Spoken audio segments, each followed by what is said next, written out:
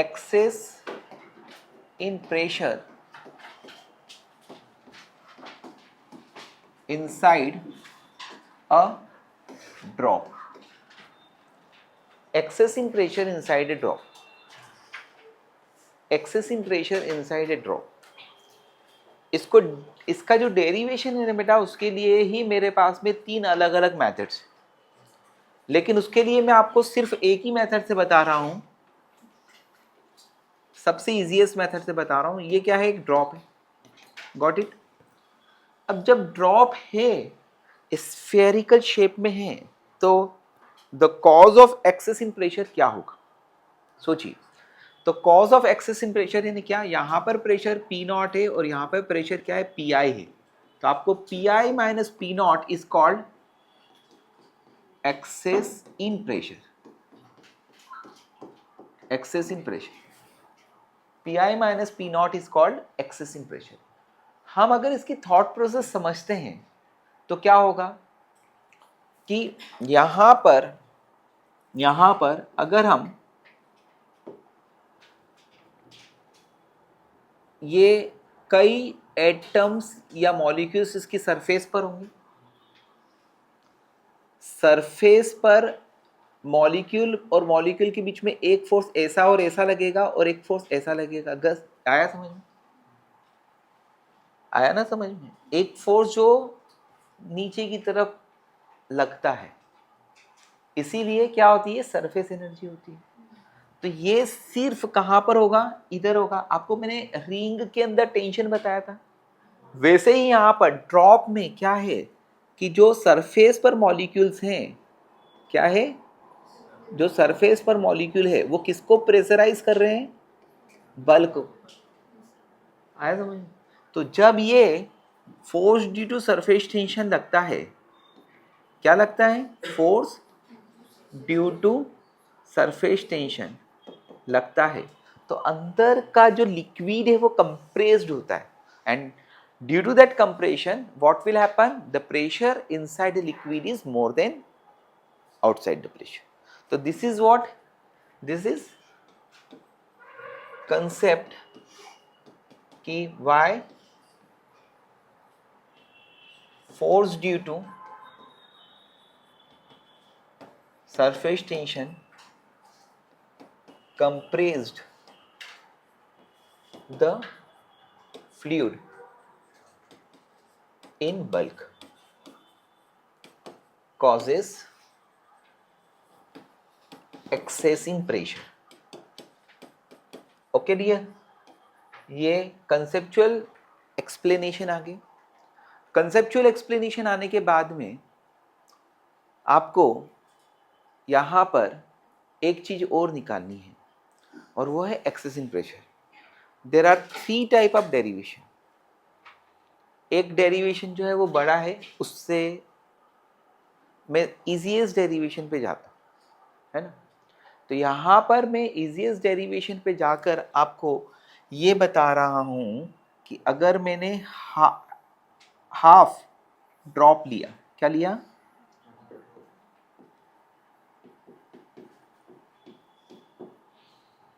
Half drop. Half drop के यहाँ पर प्रेशर है पी आई, बाहर प्रेशर है पी ओ, और ये जो प्रेशर लगेगा एक्सेस इन प्रेशर, है ना, वो क्या करेगा?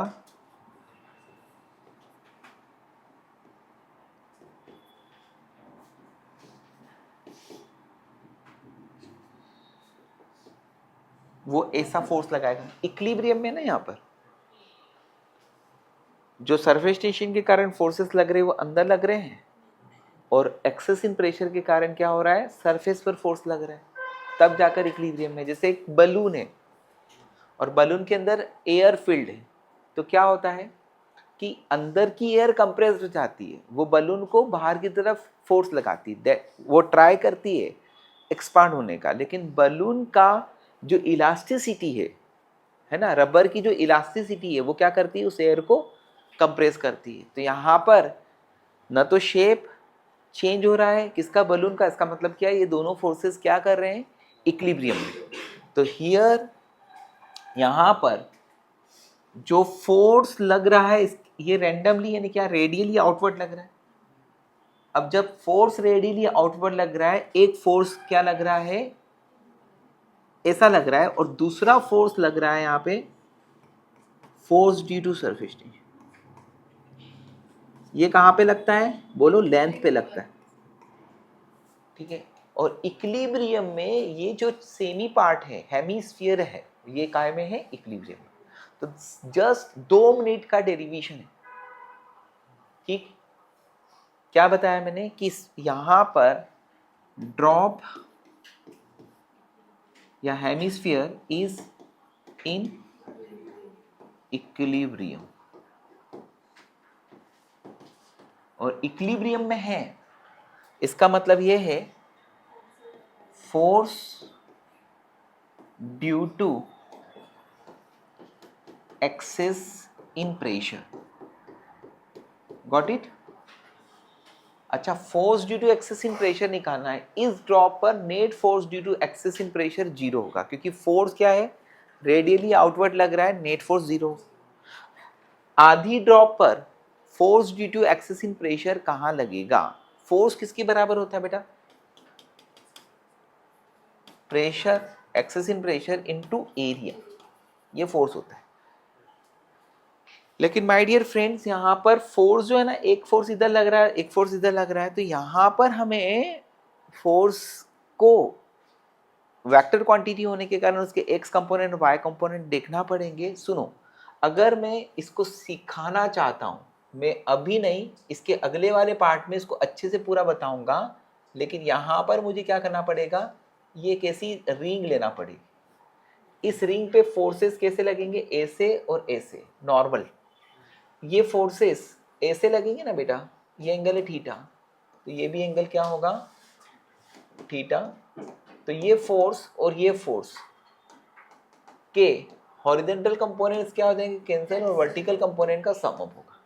तो जो नेट फोर्स लगेगा वो किधर लगेगा, इधर, ये एफ नेट लगेगा। और इसके लिए डेरिवेशन वाइज जाएंगे, वो भी है, ये नेक्स्ट टॉपिक में बताऊंगा। तो एफ नेट जो होता है वो किसके बराबर? एफ नेट होता है change in pressure into projection of area. यानी यहां पर इसका एरिया कितना है दोस्त, 2 pi are square. It is hemisphere, it's area is 2 pi are square, but the force is acting, net force is acting this much direction. तो यहां पर एरिया जो है वो कौन सा वाला लिया जाएगा, ये वाला, इसका जिस सरफेस के परपेंडिकुलर फोर्स लग रहा है उस सरफेस का एरिया लिया जाएगा। तो दैट इज कॉल्ड, ये कर्व सरफेस का प्रोजेक्शन ऑफ एरिया कौन सा वाला आएगा, डिस्क आएगी। एंड डिस्क का एरिया कितना आएगा, पाई आर स्क्वायर। ये अगला जो पार्ट है ना हमारा फ्लूइड मैकेनिक्स, उसमें मैं इस चीज को डिराइव करके बताऊंगा। क्योंकि अभी मुझे क्या करना पड़ेगा, ये फोर्सेस, ये जो फोर्सेस ऐसे लगेंगे एक रिंग पर, उसके ये कंपोनेंट कैंसिल हो जाएंगे, ये कंपोनेंट का सम होगा, और फिर उसको इंटीग्रेट करना पड़ेगा। तो इट इज द वे, है ना। लेकिन अभी नहीं बता रहा हूं इसका इजी तरीका, क्योंकि ऐसे भी बच्चे जो है ना वो क्या याद रखते हैं कि जब फोर्स रैंडमली डायरेक्शन में लग रहे हैं, इस तरह से लग रहे हैं, तो अपने को ये एक मेथड जो है वो वर्क कर जाती है। एक्सेस इन प्रेशर कितना आया, P I minus P O into pi are square, ये एफ नेट हो गया। Got it. And this force is balanced by what, force due to surface tension. ये किसके बराबर होगा, सरफेस टेंशन के कारण जो फोर्स लग रहा है वह किसके बराबर होता है, टी इंटू लेंथ। तो that is equal to T into 2 pi R. In equilibrium, ये इक्विलिब्रियम है ना ड्रॉप, या हर एक part of the drop equilibrium में, तो क्या होगा, F net is equal to force due to surface tension. F net कितना है, P I minus P O is equal to क्या आ गया, into pi are square is equal to क्या आ गया, 2 pi r into T, pi r से pi r cancel, तो क्या आ गया ultimate answer, P I minus P not is equal to 2T/R, 2T/R। तो एक्सेस इन प्रेशर का फार्मूला किसके बराबर होता है, 2T/R। ठीक है, एक जमाने में हम इसको 3 मेथड से डिराइव करते थे। ओके, अभी मुझे ऐसा लगता है कि सबसे तो इजी है और इसमें सीखने की भी एक चीज, और वो चीज क्या है, वह चीज क्या है कि इस जो छोटी सी ड्रॉप थी, उस छोटी सी ड्रॉप के किसी एक पार्ट को, वो मैंने पार्ट कौन सा लिया, हाफ पार्ट को इक्विलिब्रियम में बताया। ये हाफ पार्ट पर force due to surface tension जो है वह किधर लग रहा है, इधर की तरफ, क्योंकि जो दूसरा वाला हाफ है ना वो इसको नीचे की तरफ खींच रहा है, गॉट इट। और दूसरा force due to surface, force due to excess in pressure किसके बराबर लग रहा है, ऊपर की तरफ लग रहा है। ये दोनों फोर्सेस को इक्वेट करिए तो आंसर आ जाएगा, यानी P I minus P not is into pi are square is equal to T into 2πr, बस यही है कंसेप्ट। ओके, अच्छा एक और तरीका क्या था इसका, तुम बोलोगे सर 3 तरीके थे आपके पास में, एक और तरीका था। एक और तरीका ये था कि इसका कोई सा भी एलिमेंट, नॉट ओनली बेटा, नॉट ओनली हेमी पार्ट, है ना, इसका इतना छोटा सा सेगमेंट भी हम इक्विलिब्रियम में बताकर ये ला सकते थे। अब उसको मैं बताता ना तो मुझे क्या करना पड़ता पता है, जो फोर्स जो सरफेस टेंशन है उसके भी कंपोनेंट लेना पड़ता। दैट इज इजी, आप दिमाग लगा के कर सकते। तीसरा तरीका क्या था कि जो अंदर का एक्सेस इन प्रेशर है, हम सोचते हैं कि वो अगर सिर्फ वो लगेगा ना तो क्या होगा, ड्रॉप का एक्सपेंशन होगा, और ड्रॉप का एक्सपेंशन होकर इसकी रेडियस आर से आर प्लस डेल्टा आर हो जाती है। तो work done by excess in pressure, force due to excess in pressure, अच्छा उससे ड्रॉप का एरिया बढ़ गया, और ड्रॉप का एरिया बढ़ गया तो क्या होगा, सरफेस एनर्जी बढ़, सरफ एरिया बढ़ा है ना, सरफेस एनर्जी बढ़ी, तो work done by force due to the excess in pressure is equal to increase in surface energy. ये करके करते हैं। तो ये तीनों मेथड मैंने ओरली बोल दी, ठीक है, और तीनों में अच्छा सीखने का है, लेकिन हम आगे बढ़ते हैं। तो excess in pressure inside the drop is what, P I minus P not is what, 2T/R, 2T/R, got it. अब हम आते हैं excess in pressure in a soap bubble, not necessary soap bubble, it is a bubble, ठीक है। तो excess in pressure inside a bubble, inside a bubble,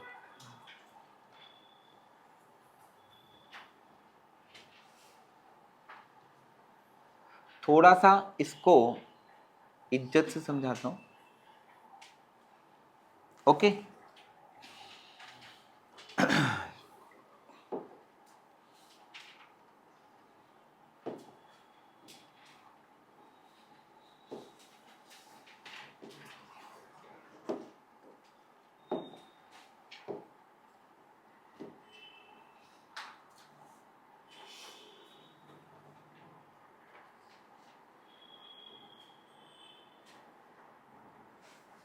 yes,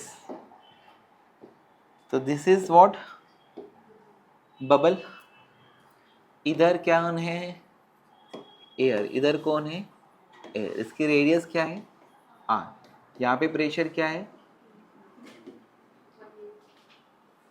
atmospheric pressure. इधर कौन है प्रेशर, पी आई। आया समझ। देयर आर, यहाँ पे कंसेप्ट क्या होगा, 2 फ्री सरफेस। यहाँ पर कितनी सरफेस है, 2 सरफेसेस। एयर, ये फ्री सरफेस, ये जो रेड है इसको बोलेंगे लिक्विड इन बल्क, यानी फ्री सरफेस के नीचे जितना भी लिक्विड होता है दैट इज कॉल्ड। अगर तू है ना क्या करेगा, इसका रेडियस बढ़ाना चाहता है, तो आप जब इसमें रेडियस बढ़ाते हो तो कुछ वर्क करते हो, वर्क करते हो इसका मतलब आप क्या कर रहे हो, एनर्जी सप्लाई कर रहे हो। आपने जो वर्क करा उससे क्या होता है कि यहाँ का लिक्विड जो है ना वो कहाँ पर पहुँचता जाता है, सरफेस पर।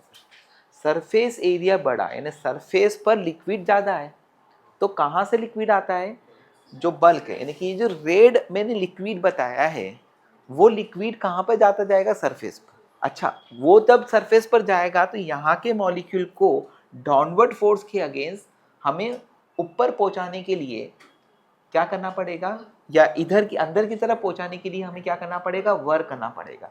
यही तो वर्क होता था। आया समझ में? तो कुल मिलाकर बच्चों अपने को अभी निकालना है एक्सेस इन प्रेशर। मैंने ये पुराने कंसेप्ट को और क्लियर करा कि जब हम किसी बबल को रेडियस को बढ़ाते हैं तो हम लोग वर्क जो करते हैं वो किस में यूज होता है। जो हम वर्क करते हैं उसमें क्या होता है कि इधर का लिक्विड, जो रेड लिक्विड है वो इधर और इधर जाता है, गॉट इट। और वो सरफेस पर जा रहा है, इसका मतलब सरफेस एरिया बढ़ रहा है, इसका मतलब सरफेस एनर्जी बढ़ रही है। और वो सरफेस एनर्जी किसके बराबर बढ़ रही है, जितना आप वर्क कर। ये कंसेप्चुअल पार्ट है। आप बुक्स में देखोगे नहीं लिखा हुआ दिखेगा, किसी आलतू फालतू चालतू टीचर का सुनोगे तो नहीं मिलेगा, ठीक है। अभी यहाँ पर अगर मैं इसको डिराइव करना चाहता हूँ कि P I minus P not किसके बराबर है, तो बेटा इसके लिए भी दो मेथड्स है ना, या तीन मेथड भी ला सकते हैं। सबसे इजीएस्ट तरीका बताता हूँ, वो याद रखिए।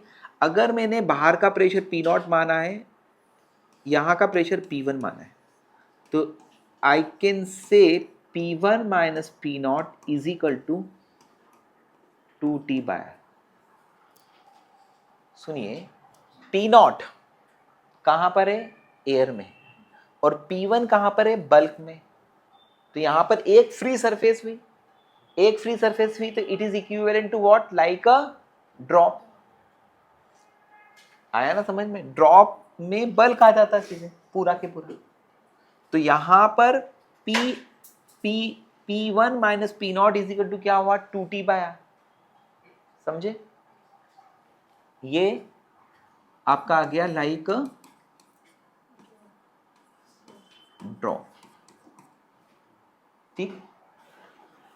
हमेशा एक बात होती है कि जहां पर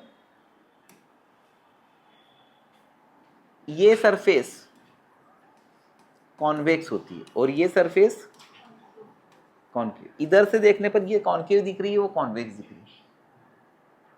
तो always the pressure towards the concave end is more than as compare to the convex. अगर फ्लैट सरफेस होगी तो दोनों तरफ प्रेशर क्या होगा, इक्वल होगा।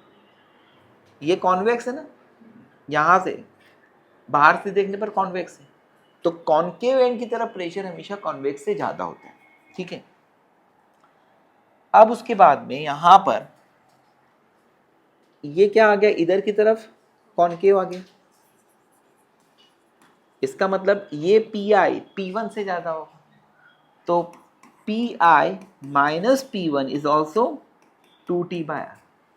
क्यों? क्योंकि बबल में ये जो थिकनेस है ना, ये दिखाने के लिए बड़ी है, बाकी बहुत ही पतली होती है। अब मुझे कौन चाहिए था, मुझे क्या चाहिए था, इन दोनों का सम कर देता हूँ। इन दोनों का सम करता हूँ तो क्या आता है, P I minus P not is equal to 40। ये एक तरीका हो। दूसरा तरीका जो था ना बेटा, उसमें हम लोग ये हाफ ड्रॉप को लेते ना, तो ये वाला फोर्स यही रहता, लेकिन यहां पर there are two free surface, एक बाहर वाली और एक अंदर वाली। तो बाहर वाली में भी फोर्स सरफेस टेंशन इधर की तरफ लगेगा और अंदर वाली में भी लगेगा। तो यहां पर ये जो 2 पाई आर है वो कितना हो जाता, ट्वाइस ऑफ 2 पाई आर हो जाता, इनटू टी हो जाता। तो यहां पर 2 टाइम हो जाता, तो ये 40 पाई आर। तो मैं ऐसे भी समझा सकता, लेकिन यहां पर मैंने दूसरी मेथड से क्यों समझाया, क्योंकि ये दूसरी मेथड जो है वो क्या करती है, कुछ और क्वेश्चंस में इस तरह के कंसेप्ट अप्लाई कर सकते। Got it? तो excess in pressure inside the bubble, soap bubble is what, 4T by R. समझ गए? फिर उसके बाद में आता है नेक्स्ट कंसेप्ट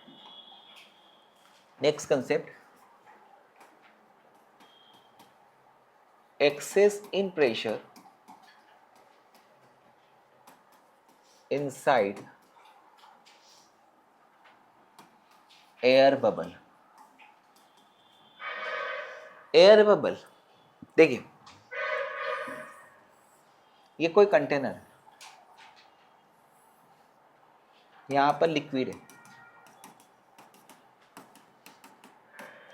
ये अंदर एक एयर का बबल है, इसकी रेडियस आर, इसके अंदर प्रेशर है पी आई, यहाँ का प्रेशर है पी नॉट, समझे समझे, यहाँ का प्रेशर मैंने मान लिया पी डैश। ये कितनी डेप्थ पर है, let it is a depth H, समझ में आया? तो बेसिकली यहाँ पर कितनी फ्री सरफेस है, फ्री सरफेस कितनी है, 1, एक ही फ्री सरफेस है, क्योंकि बाहर तो पूरा लिक्विड है। तो जैसे ड्रॉप के अंदर क्या होता था, अंदर लिक्विड होता था, बाहर एयर होती थी। एयर बबल के अंदर अंदर एयर है, बाहर लिक्विड है, तो एक जगह एयर का लिक्विड के साथ कांटेक्ट है, तो एक फ्री सरफेस है। इसका मतलब यह होगा कि यहाँ पे पी डैश माइनस, देखो इधर का सरफेस क्या है, ये क्या है, कॉनकेव है, तो इधर प्रेशर बाहर से ज्यादा हो, तो P dash P I minus P dash, P I minus P dash is equal to 2t by R. Okay, P dash is equal to क्या होगा, P not plus H rho G. Rho क्या है, density of liquid. आप liquid में H depth पर जाते हो तो क्या होता है, प्रेशर बढ़ता जाता है। आया समझ में?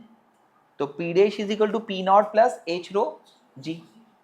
तो कुल मिलाकर P I minus P dash की वैल्यू ये रखूंगा, तो ये क्या हो जाएगा, माइनस पी नॉट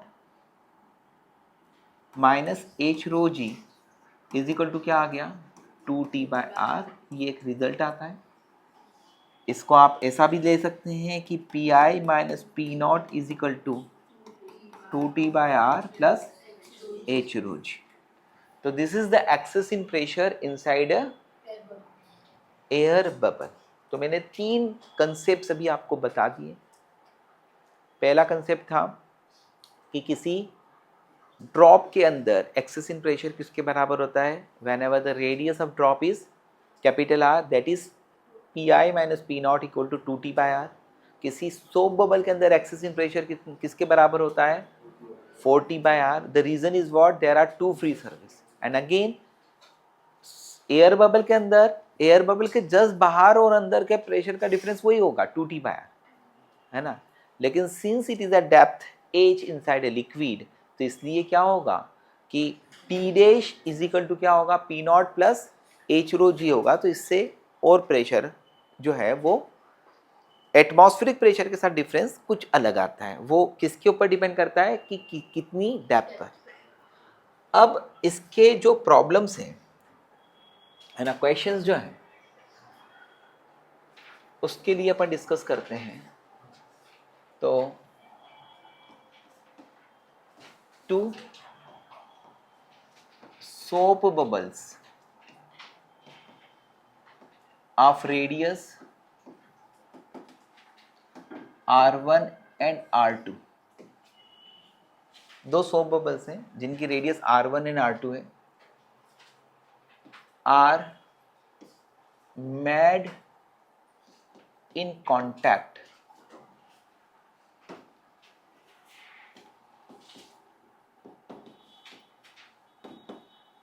है ना, are made in contact with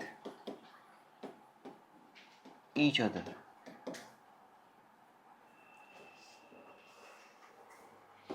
Then find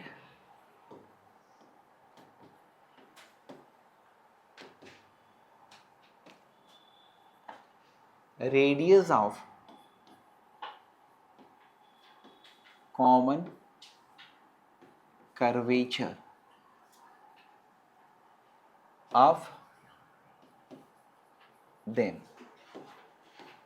given surface tension of soap solution equal to T। Given है surface tension of soap solution T के बराबर। ओके, तो कंसेप्ट क्या है ये मैं आपको बताता हूँ। ये एक बबल है, इसकी रेडियस है R1। ये दूसरा बबल है, इसकी रेडियस है R2। ये दोनों बबल्स को हम एक दूसरे के कांटेक्ट में लाते हैं। यहाँ पे प्रेशर आएगा P1, यहाँ पे P0, यहाँ पे प्रेशर आएगा P2 माइनस P0। अच्छा, इसमें P1 बड़ा होगा कि P2 बड़ा होगा? हाँ, P2। समझ में आया? क्योंकि P2 is greater than P1। जहां पर प्रेशर ज्यादा होता है उधर की तरफ का मेनिस्कस क्या होता है? उधर की तरफ का मेनिस्कस क्या होता है? कॉन्केव। समझा? अब इसमें एक कंसेप्चुअल क्वेश्चन बन जाता है ना बेटा? इतना तो क्लियर है कि lower is the radius, higher is the pressure, क्योंकि excessive pressure is inversely proportional to R। भैया इसकी रेडियस कम दिखाई दे रही है ना, सिंस R2 क्या है? लेस देन R1 है, तो इसलिए P2 क्या होगा? Less than P2 is greater than P1 होगा। अब हम इन दोनों को कंबाइन करते हैं। मैं अभी यहाँ पर एक कंसेप्ट पार्ट छोड़कर फिर आगे दूसरा क्वेश्चन दूंगा। तो कुल मिलाकर अगर मैं इन दोनों को कंबाइन करता हूं मित्रों,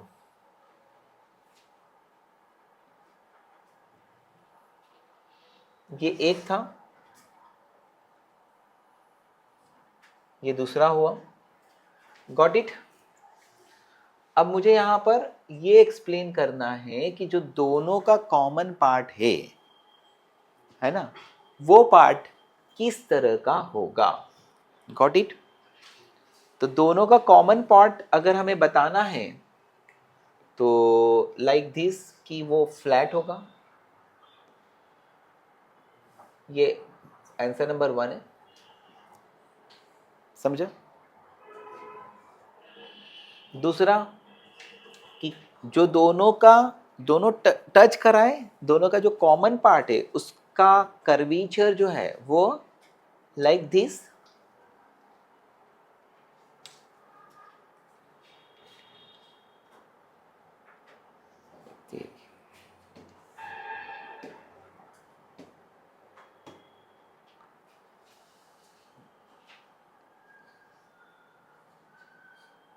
वो ऐसा होगा। ये आंसर नंबर 2 है ना? तीसरा कि let it is like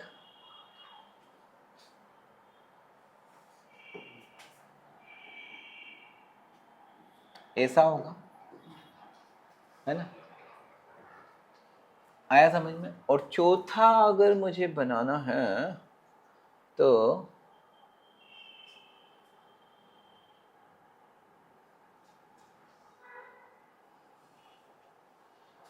okay,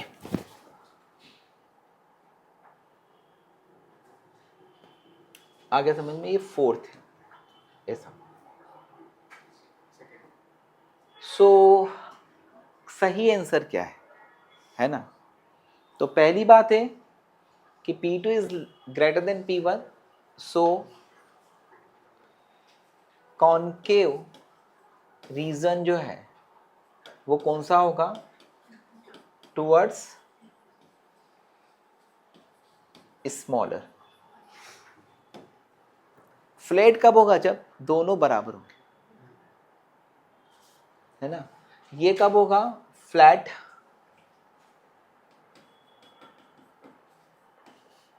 जब R1 इक्वल टू R2 होगा। समझ में आ रहा है? ये फ्लैट वाला पार्ट जो है वो फर्स्ट था ना, वो दिखाया था मैंने, कंफ्यूज नहीं हो इसलिए आया। तो जब हम इन दोनों को टच कराते हैं ना दोस्त, तो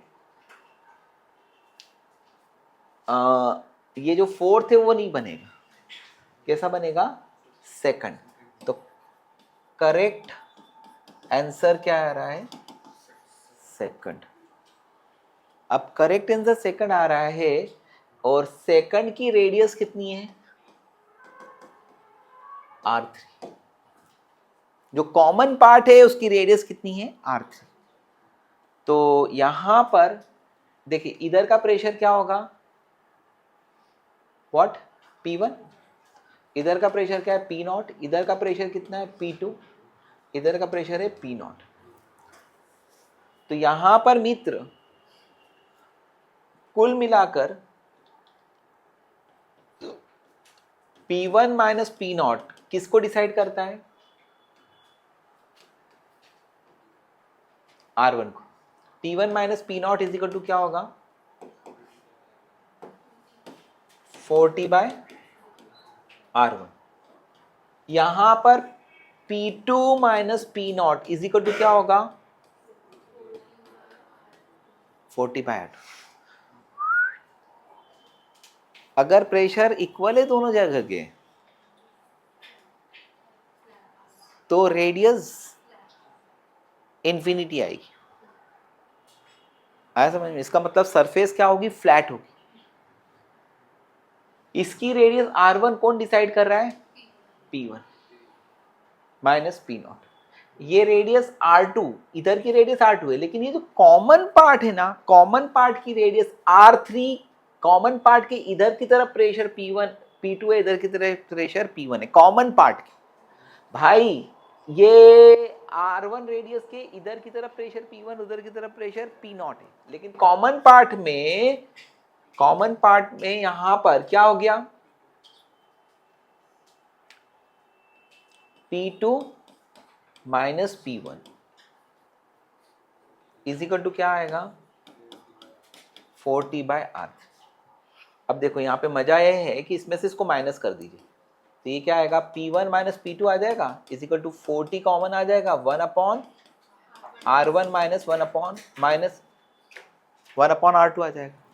ये P1 माइनस P2 की वैल्यू रख दो, क्या, 40/R3 is equal to 40 into 1/R1 minus 1/R2, ये कैंसिल। तो R3 will be equal to what, R1 R2 upon R2 minus R। Okay, इसी साल का मेंस में सिर्फ ये फॉर्मूला लगाकर आंसर निकालने वाला क्वेश्चन था। ओके, सिर्फ, यानी कि उसको तो मैंने बहुत कंसेप्चुअली भी बता दिया, ये भी बताया कि एक क्वेश्चन डायग्राम बनाकर पूछा जा सकता है कि किधर की तरफ कौन के पार्ट होगा, बताओ, छोटे वाले की तरफ कि बड़े वाले की तरफ, छोटे। कॉन्वेक्स पार्ट किधर होगा, बड़े वाले की तरफ। और कितना, 2 स्टेप्स का ही ये है दिस, ये तो ऑलरेडी पता है। और हमको P2 minus P1 will decide the radius of common curvature. आया समझ, करेक्ट। इसमें एक और आगे क्वेश्चन जो आता है वो थोड़ा सा अच्छा आता है, लेंदी आता है ना, लेकिन अभी मैंने ये जितना बताया है उसमें कोई शक नहीं, ठीक है। अब इसके बाद में बेटा आगे बढ़ते हैं, ठीक। नेक्स्ट क्वेश्चन में दे रहा हूं, 2 soap bubbles of radii R1 and R2।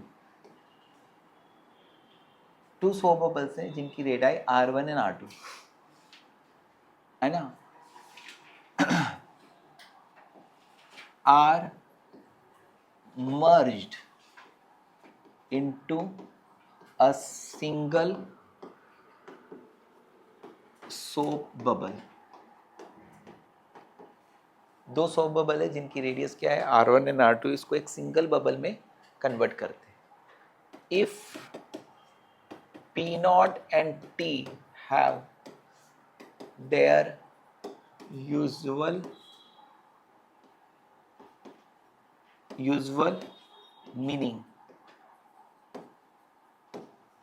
यानी P0 क्या है, एटमॉस्फेरिक प्रेशर है, और टी क्या है? सरफेस टेंशन है, ठीक है।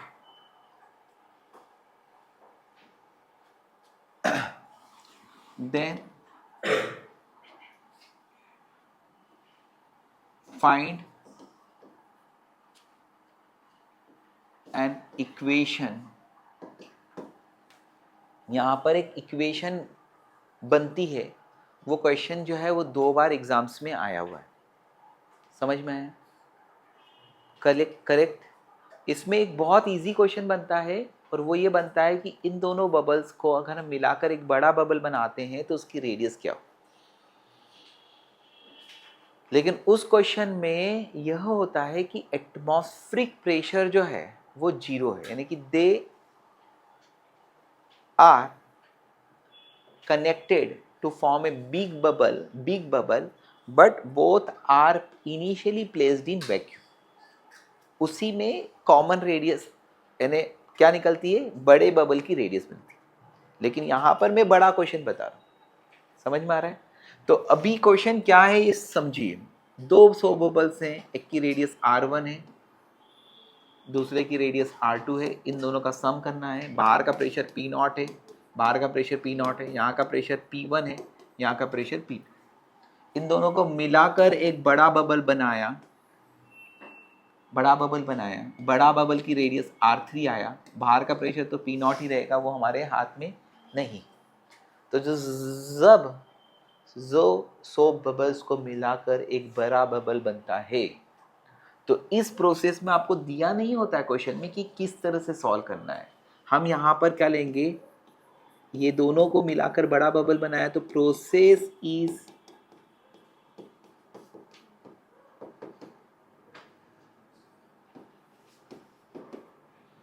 आइसोथर्मल। ये प्रोसेस को हम क्या लेंगे? आइसोथर्मल। आइसोथर्मल प्रोसेस में क्या होता है?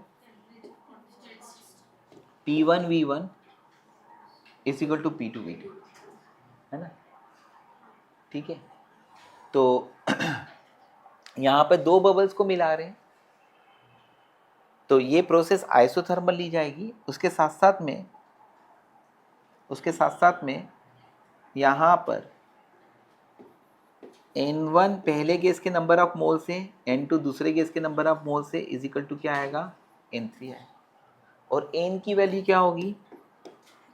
P1V1 upon RT is equal to क्या होगा? P2V2 upon RT is equal to क्या होगा? P3V3 upon RT। Since temperature same है तो इसलिए कैंसिल आउट हो गया। और नंबर ऑफ मोल्स वाला कंसेप्ट तो आपको पता ही है। अब व्हाट इज P1? P1 किसके बराबर होगा? P0 plus 40/R1 into V1 क्या होगा? 4/3 पाई R1 cube plus P2V2। P2 कितना है बेटा? P0 plus 40/R2 into 4/3 is equal to P0 plus into 4/3 pi R3 cube. Okay, अब इस इक्वेशन में अगर मैं देखता हूं तो मुझे यहाँ पर 2 टर्म्स हैं, एक P0 वाली टर्म है और एक T वाली टर्म। तो इधर की अगर आप समझदार हो तो इधर की P0 वाली टर्म के साथ में क्या मिलेगा? 4/3 पाई और कॉमन आ जाएगा, क्या मिलेगा?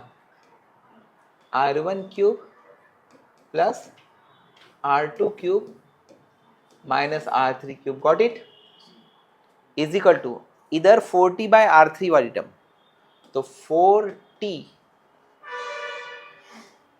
कॉमन, R3 से R3 कैंसिल हो जाएगा, तो क्या आएगा? 4/3 पाई 4/3 पाई, इधर आएगा R3 square minus R1 square minus R2, got it? समझे? अगर आपको इतना समझ में आया है तो क्या मिलेगा? P0 into R1 cube plus R2 cube minus R3 cube is equal to 4/3 pi से 4/3 pi cancel 40 into R3 square minus R1 square minus R2 square. Got it, है ना? ये एक रिलेशन है।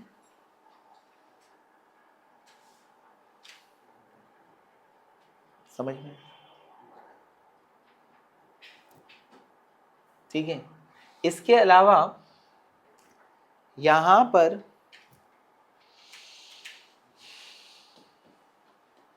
R1 cube plus R2 cube minus R3 cube is equal to 3/4 pi into delta V का negative, ये लिखा जा सकता है। यानी कि एक चेंज इन वॉल्यूम के टर्म्स में लिखा जा सकता है। चेंज इन वॉल्यूम का मतलब क्या होगा? फाइनल वॉल्यूम माइनस इन। फाइनल वॉल्यूम कब आएगा बेटा? जब 4/3 पाई आर क्यूब आए। तो इधर मैं 4/3 पाई आर क्यूब का मल्टीप्लाई करता हूं तो वो डेल्टा वी कहलाएगा, इसका नेगेटिव। तो वो 4/3 पाई आर क्यूब को इधर लिया है ना? आया क्या समझ में? ऐसे ही 4 pi R3 square minus 4 pi R1 square minus 4 pi R2 square is equal to क्या आएगा? Delta S. डेल्टा एस यानी क्या? Change in area. और डेल्टा वी यानी चेंज इन वॉल्यूम। मैंने पिछले वाले को थोड़ा सा कॉम्प्लिकेटेड बनाया था ये वाला रिजल्ट लिखने में। अब मैंने उसको ये कॉम्प्लिकेशन को इजी कर दिया। यानी क्या आएगा बेटा? R3 square minus R1 square minus R2 square is equal to क्या आएगा? Delta S upon 4 pi. समझा? तो ये जो चीज है ना, ये वाली ये आ जाएगा P naught into minus delta V into 3/4 pi is equal to क्या आएगा? ये वाली वैल्यू हो गई 4t into delta S upon 4 pi. ये 4 पाई से 4 पाई कैंसिल और एक अंतिम आंसर हमारे सामने आता है। ओके, और वो आंसर क्या आता है पता है? बस तेरी अंतिम आंसर आता है 40 into delta S is equal to 3 plus कर दो plus 3p0 into delta V equal to 0। ये क्वेश्चन IIT में आया है। ठीक है, इसको कॉपी कर लीजिए बेटा। ठीक, तो यहाँ पर जब अपन P1 माइनस P2 है ना, इसको यहाँ पे रखेंगे तो ये नेगेटिव का आएगा और ये नेगेटिव का आएगा तो यहाँ पे माइनस आएगा। यानी your final answer is what? R3 is what? बताओ। R1 R2 upon R1 minus R2, यानी बड़ा वाला माइनस छोटा वाला। इसका मॉड लेने की जरूरत नहीं है, हमेशा आंसर पॉजिटिव का ही आता। अब उसके बाद में यहां पर क्वेश्चंस जो बनते हैं वो मैं दिखा देता हूं आपको।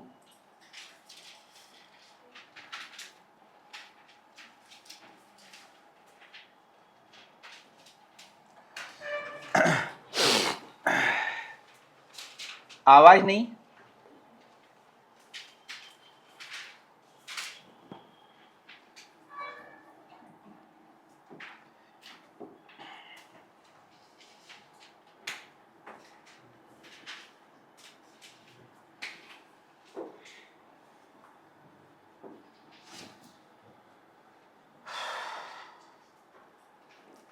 ये दो बबल्स हैं, एक की रेडियस है R1, एक की रेडियस है R2।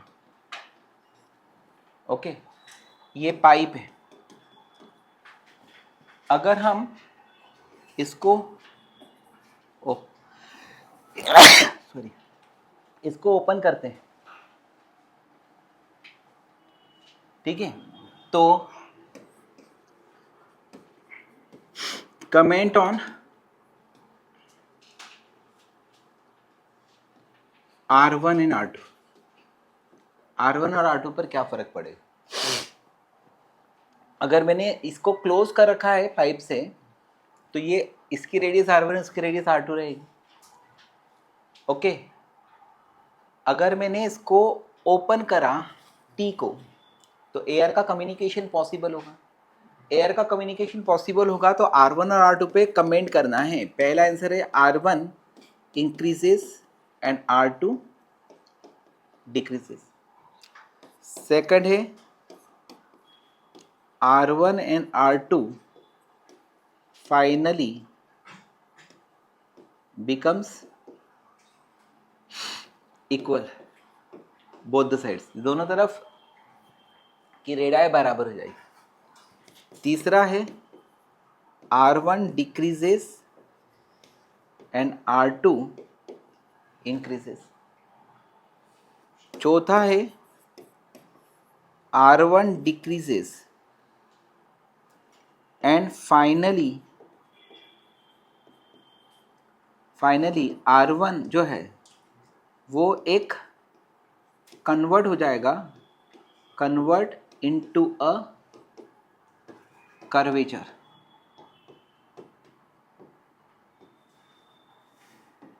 whose radius is equal to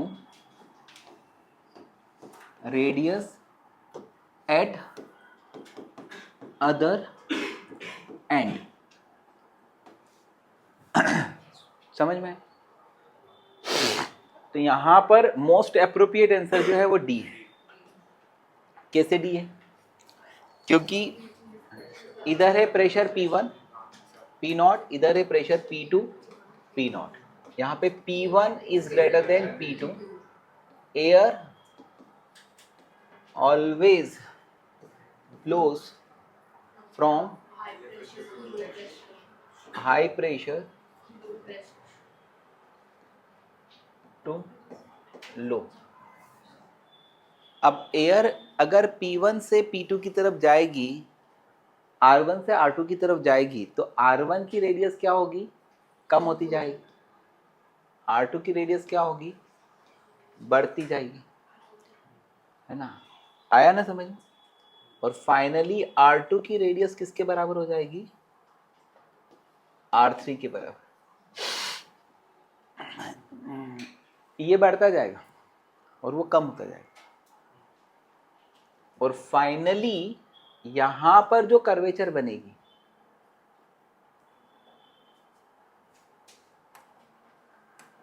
यहां पे जो शेप बनेगा,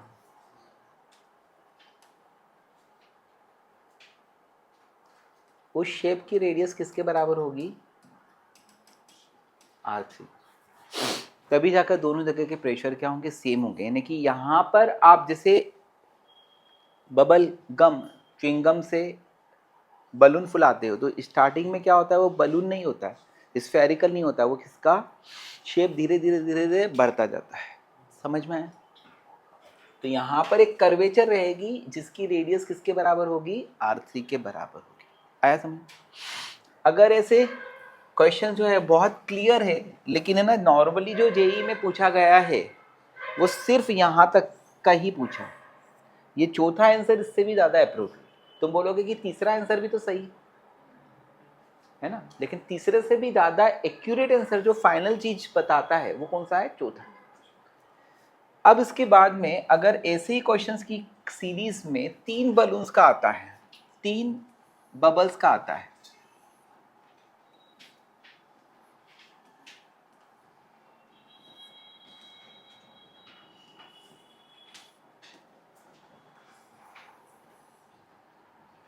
इसकी रेडियस R1 बता दी, इसकी रेडियस R2 बता दी, इसकी रेडियस R3 बता दी। यहाँ पे भी एक T है, यहाँ पर भी एक T है। आया समझ? यहाँ पर भी है। अगर हम सबको साइमल्टेनियसली ओपन कर देंगे, सबको साइमल्टेनियसली ओपन करेंगे,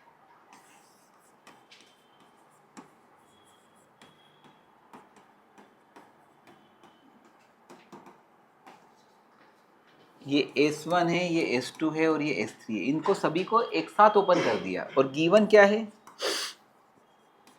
R1 is less then R2 and R2 is less then R3।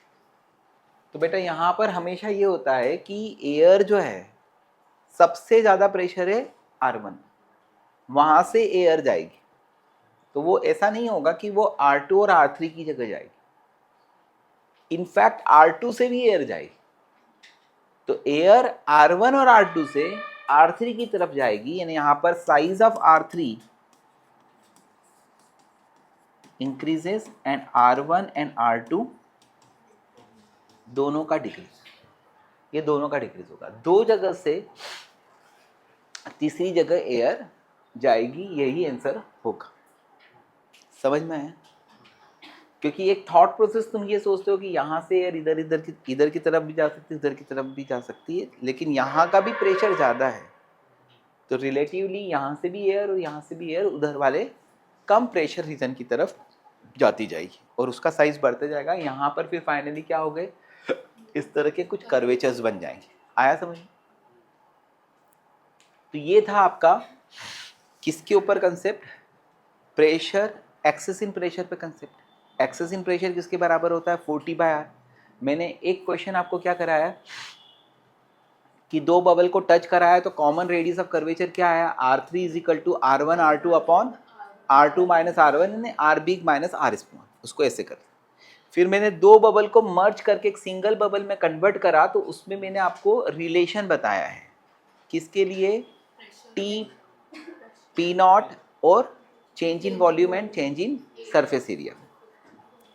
इसमें क्वेश्चन ये भी बनता है बेटा कि अगर पी नॉट इक्वल टू 0 है और ये दो बबल्स को हम मर्ज कर देते हैं, एक की रेडियस R1 है, एक की रेडियस R2 है, इन दोनों का मर्ज कर देते हैं और एक बड़ा बबल बनता है जिसकी रेडियस क्या आती है, R3।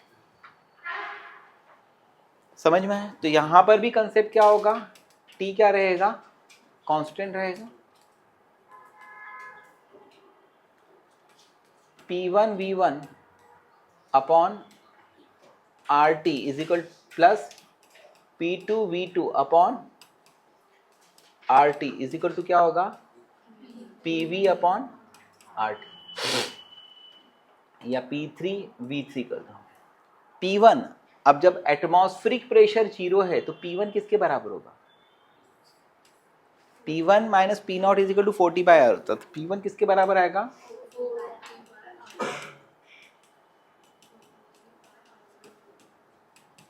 प्लस P2 यानी 40 इंटू 4/3 पाई R2 cube is equal to 40/R3 into 4/3 पाई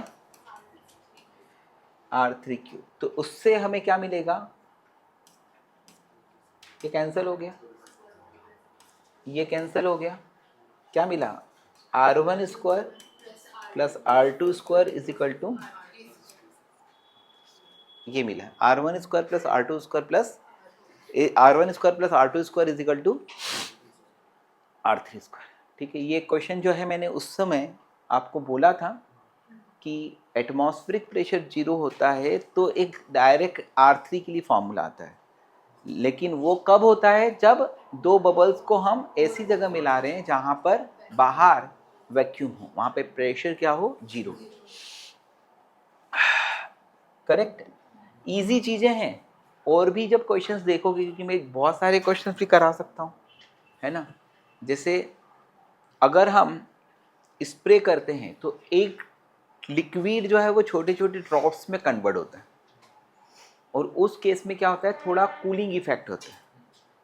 तो कूलिंग इफेक्ट वहाँ पर सरफेस टेंशन के हिसाब से भी समझा सकते हैं कि जब एक लिक्विड जो है सॉल्यूशन, वो अगर स्प्रे करने पर छोटे छोटे ड्रॉप्स में कन्वर्ट होता है तो सरफेस एरिया बढ़ता है, और सरफेस एरिया जो बढ़ता है तो उसमें वो जैसे ही बबल्स एयर के साथ कांटेक्ट में आ जाते हैं ना, तो सरफेस एरिया बढ़ने पर उनको एनर्जी चाहिए होती है, तो वो क्या करते हैं, सराउंडिंग से एनर्जी लेते हैं, इसलिए कूलिंग इफेक्ट होता है। तो ये कंसेप्ट ध्यान रखिएगा कि जहाँ पर सरफेस एरिया बढ़ा वहाँ पर वर्क रिक्वायर्ड हुआ, और जहाँ पे सरफेस एरिया कम हुआ वहाँ पर एनर्जी रिलीज हुई। इसको कैसे भी करके ऑब्जेक्टिव बनाया जाता है।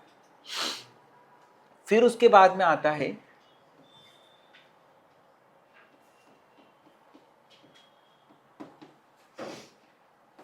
मेनिस्कस।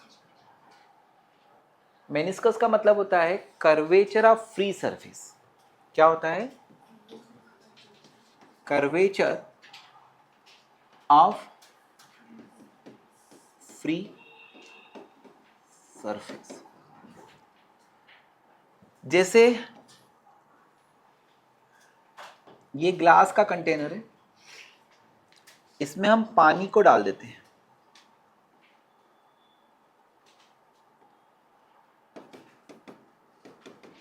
इसमें क्या डाला? वाटर डाला, तो इसका कर्वेचर क्या आएगा? इधर की तरफ कॉन्केव। जैसे ये ग्लास का कंटेनर है और इसके अंदर मैंने मर्क्यूरी को डाल दिया, क्या डाला? Hg, तो ये मेनिस्कस क्या आता है? कॉन्वेक्स। तो meniscus is like concave, convex और फ्लैट। तो अगर ये सिल्वर का कंटेनर है, इसके अंदर अपन ने पानी डाल दिया, तो ये सरफेस क्या आती है? ये सरफेस क्या आती है? Plane, flat surface. तो मेनिस्कस आर कॉन्केव, कॉन्वेक्स और plane. It depend upon nature of liquid solid pair. ये लिक्विड सॉलिड पेयर पे डिपेंड करता है। ठीक है, 3 तरह की सरफेसेस होती। ठीक है, ये किसके ऊपर डिपेंड करता है?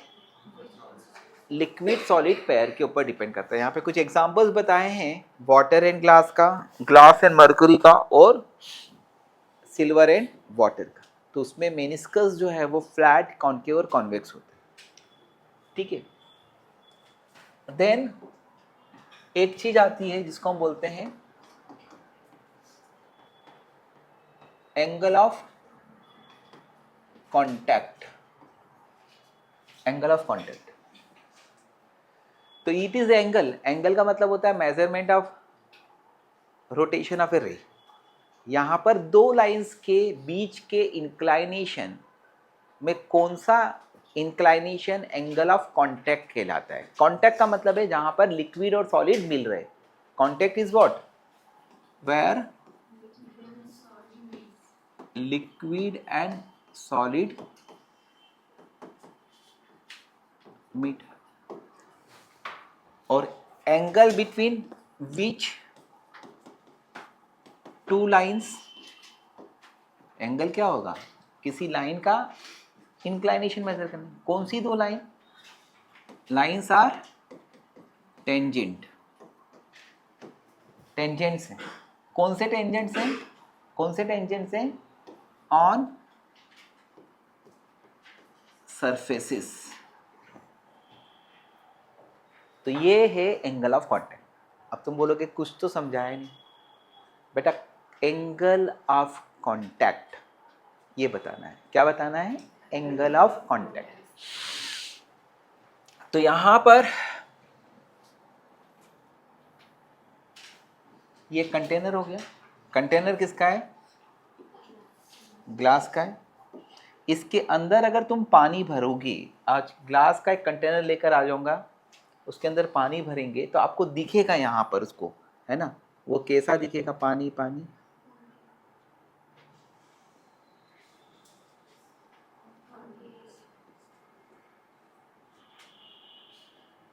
ओके, कोई पानी की गिलास लेकर आए? नहीं? ओके, तो कुल मिलाकर यहां पर ये है कांटेक्ट पॉइंट। इस कांटेक्ट पॉइंट में ये क्या है?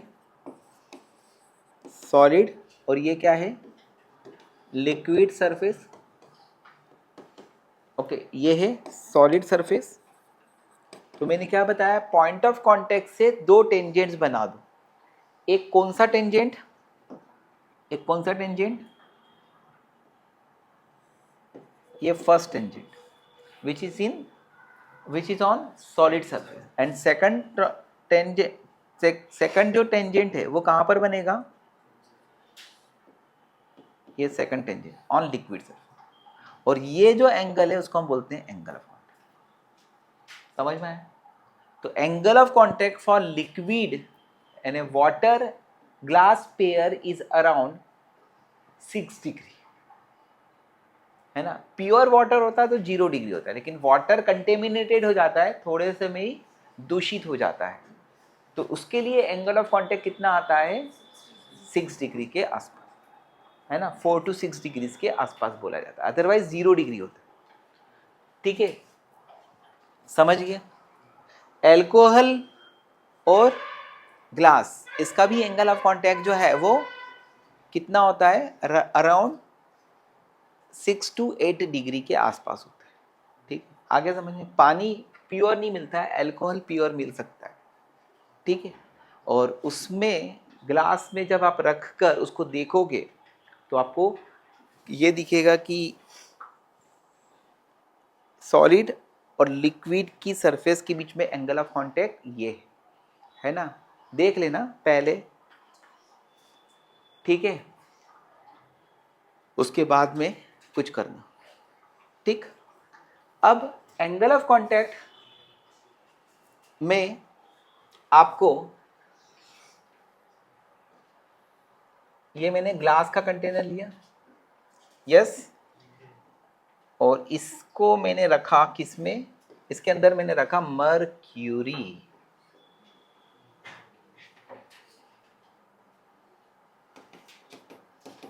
ये कौन है, Hg। Now we can draw 2 tangents, है ना बेटा।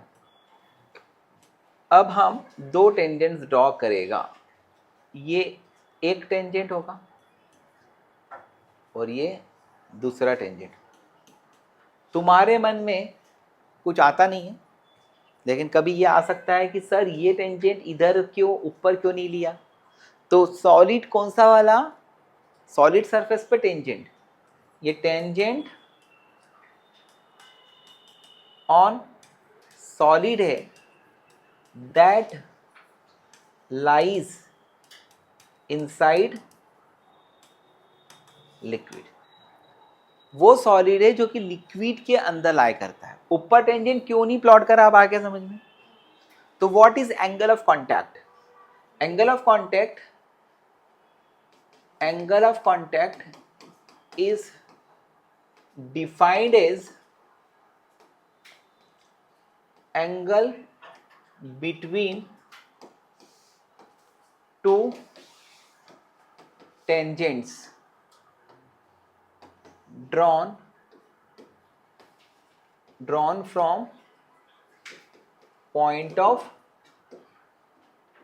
contact. One tangent over liquid surface and other over solid surface that lies inside liquid, वो सॉलिड जो कि लिक्विड के अंदर लाई करता है। तो यहां पर theta is the angle of contact, यहां पे theta is the angle of contact. समझ गए? तो एंगल ऑफ कांटेक्ट की डेफिनेशन जो है वो बहुत सिंपल है कि यह दो टेंजेंट्स के बीच में एंगल है, और वो दोनों टेंजेंट्स कहाँ से ड्रॉ किए जाते हैं, पॉइंट ऑफ कांटेक्ट से, one over the solid surface and second over the liquid surface. ये बहुत ही इजी रहेगा, ठीक है। अब एंगल ऑफ कांटेक्ट जो है ना, इस पे इसका ध्यान रखकर जो है प्रॉब्लम जब हम सॉल्व करेंगे ना तो अच्छा रहेगा, क्योंकि एक लड़के ने 2010 में जब इस पर एक पैसेज आया था एडवांस में, तो उसमें यही एंगल ऑफ कांटेक्ट का कंट्रीब्यूशन नहीं करा था, इसलिए उसमें उसको -2 मार्क्स मिले थे, और मिलना कितने चाहिए थे, +6 मार्क्स, क्योंकि वो पैसेज का क्वेश्चन जो है ना, एक क्वेश्चन 3 मार्क्स का रहता था और -1 आना चाहिए, और उसको आउट ऑफ 160 127 मार्क्स थे फिजिक्स में, ठीक है। और उसमें ये गलती अगर नहीं करता तो 8 मार्क्स और बढ़ते, और उसकी AIR 289 थी, ठीक है, और 2 साल की पढ़ाई करके पढ़ने वाला बच्चा था। वो भी 1 महीने लेट ज्वाइन करा था, 1 महीने लेट ज्वाइन करा था, ठीक है, और डेली स्कूल जाता था, यानी सोमवार निकालस में पढ़ रहा था, क्लासेस कंप्लीट होने के बाद में 11 बजे स्कूल के लिए निकल जाता, और 11th-12th में स्कूल भी रेगुलर अटेंड करता। ओके, IIT JEE जो है ना वो क्या होती है, वो एक जगह वो बोर्ड्स की ट्यूशन ज्वाइन करने के बाद में उसको पता पड़ा कि ये होता है और उसके लिए मुझे मेहनत करनी है, ठीक है। तो दिमाग अच्छा हो, शार्प हो, तो इतना भी पॉसिबल है, क्योंकि उस समय की कंपटीशन और अभी की कंपटीशन में मैं ये बोलता हूँ कि उस समय टफ थी, ठीक है, क्योंकि उस समय जो है वो पढ़ने वालों की तादाद जो है वो ज़्यादा थी, अभी मोबाइल देखने वालों की तादाद ज़्यादा है, ठीक है, टाइम वेस्ट करने वालों की तादाद ज़्यादा है ना। भले से नंबर ऑफ कंपटीशन बढ़ गई, क्योंकि पहले 10 लाख देते थे, अभी 12.5 लाख लोग देते हैं, ठीक है। नाउ एंगल ऑफ कांटेक्ट पर आगे की कहानी बता ही देते हैं, है ना। तो आगे एंगल ऑफ कांटेक्ट जो है वो 3 तरह के होते हैं, एक होता है एक्यूट, एक होता है ऑब्ट्यूस और एक होता है 90 डिग्री। तो angle of contact is less than 90 degree acute angle, दूसरा angle of contact is greater than 90 degree obtuse angle, और angle of contact equal to 90 degree, है ना। इसमें पहला एक रिलेशन होता है adhesive force and cohesive force के बीच में रिलेशन। इसमें दिया है क्या क्या दिया है, यहां पर एडेसिव फोर्स ज्यादा होता है, किससे, कोहेसिव फोर्स से, कि कहीं √2 का मल्टीप्लाई दिया है। ओके, इसमें कोई एक रिलेशन √2 का भी होता है, आप देखिएगा बुक्स में। इसमें एडेसिव फोर्स क्या होता है, कम होता है कोहेसिव फोर्स, और यहां पर adhesive force is equal to cohesive force होता है। इसमें एक √2 का मल्टीप्लीकेशन कहीं पर होता है ना। FA एंड FC का मतलब तो पता ही, ठीक है। दूसरा waiting and non waiting, waiting का मतलब समझ में आता है ना, गीला करना, ठीक है। तो यहां पर लिक्विड सॉलिड का एंगल ऑफ कांटेक्ट है, तो यहां पर जब एंगल ऑफ कांटेक्ट एक्यूट होता है तो लिक्विड सॉलिड को गीला कर देते हैं। यहां पर क्या होता है, नो, और यहां पर क्या होता है, नो, ठीक है। 90 डिग्री में भी वो यस एंड नो दोनों बोल सकते हैं। तीसरा आता है कैपिलरी राइज।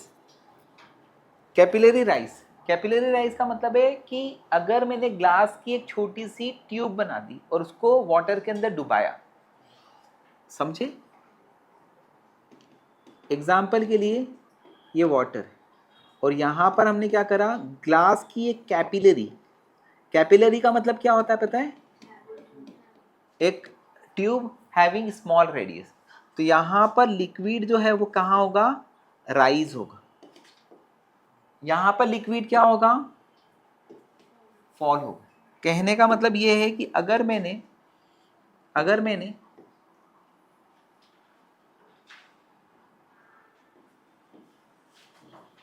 ये ग्लास की कैपिलरी है और इसको कहां पे डुबाया, मरकरी में, तो मरकरी में डुबाने पर मरकरी क्या हो जाएगा, नीचे चला जाए, ये क्या होगा, फॉल, समझे। और यहां पर no rise no fall, correct.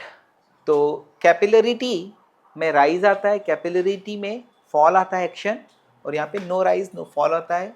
Waiting non waiting agents भी बता दिए, ठीक है। अगर हमें नॉन वेटिंग एजेंट्स बना देते हैं ना, तो उन सरफेस, जैसे कुछ कपड़े ऐसे होते हैं जो कि नॉन वेटिंग बना दी जाती है, तो उन कपड़ों के ऊपर पानी आता भी है तो क्या करते हैं, वो गीले नहीं होते। आया समझ में। ऐसे कपड़े पहनकर अगर कुंभ में डुबकी मारोगे तो पाप धुलेंगे नहीं, क्योंकि फीलिंग नहीं आएगी कि हाँ हम कुछ धुले हैं, है ना। आया समझ में। ऐसे अपने यहाँ पे एक बच्चा था जो कि महाधुले था, पता नहीं वो कुछ हुआ कि नहीं, ठीक है, यानी कुंभ में जाकर वो थोड़ा धुला कि नहीं धुला, ठीक है। अब उसके बाद में फोर्थ है एग्जाम्पल्स, ठीक है। तो एग्जाम्पल्स हैं, वाटर एंड ग्लास के बीच में एंगल ऑफ कांटेक्ट होता है 0 डिग्री। कौन सा वाटर? प्योर वाटर, है ना। अल्कोहल एंड ग्लास के बीच में एंगल ऑफ कांटेक्ट होता है 6 डिग्री। समझ में आया। कंटेमिनेटेड वाटर और ग्लास के बीच में 4 डिग्री के आसपास आप ले सकते हैं, करेक्ट। इधर Hg एंड ग्लास के बीच में एंगल ऑफ कांटेक्ट होता है 138 डिग्री, है ना, 138 डिग्री। क्लोरीन एंड ग्लास के बीच में एंगल ऑफ कांटेक्ट होता है 160 डिग्री, ठीक। यहां पर सिल्वर एंड वाटर के बीच में एंगल ऑफ कांटेक्ट कितना होता है? 90 डिग्री। तो एंगल ऑफ कांटेक्ट में be greater than, less than और equal to 90 degree. And the last चीज है, 2-3 लाइन की है, और वो है factor affecting angle of contact. Factor affecting angle of contact. तो factor affecting angle of contact में फर्स्ट फैक्टर जो है वो क्या आता है?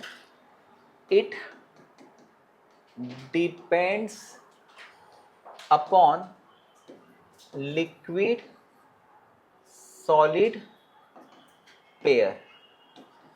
Got it. ये किसके ऊपर डिपेंड कर रहा है? अलग अलग लिक्विड और सॉलिड के पेयर्स लेंगे तो एंगल ऑफ कांटेक्ट अलग अलग होता जाएगा। दूसरा है इट डिपेंड अपॉन इम्प्यूरिटी, यानी अगर किसी लिक्विड में कोई इम्प्यूरिटी डाल दोगे तो एंगल ऑफ कांटेक्ट चेंज हो जाएगा। इम्प्यूरिटी, तो इम्प्यूरिटी में if impurity is completely soluble, then angle of contact increases, or if impurity is partially soluble, then angle of contact decreases. And third and the last thing is what? कि angle of contact is independent of inclination of solid. It is independent of inclination of solid surface. आया समझ में। जैसे अगर तुम एक गिलास में पानी रखते हो, एंगल ऑफ कांटेक्ट क्या आता है? लगभग 4 डिग्री के आसपास, 0 डिग्री के आसपास, यानी कि यहाँ पे सरफेस एसी चढ़ने की कोशिश करता है लिक्विड। अगर तुम उसको तिरछा करोगे ना, किसको? कंटेनर को, तो भी एंगल ऑफ कांटेक्ट क्या रहेगा? वही रहेगा। क्या बात है, समझ में आ गया। तो angle of contact is independent. ये पूछा जाएगा कि ये कंटेनर ऐसा है, एंगल ऑफ कांटेक्ट कितना है। अगर मैं कंटेनर को ऐसा टिल्ट कर दूंगा तो क्या होगा? Angle of contact will remains, correct. कर लीजिए, ठीक।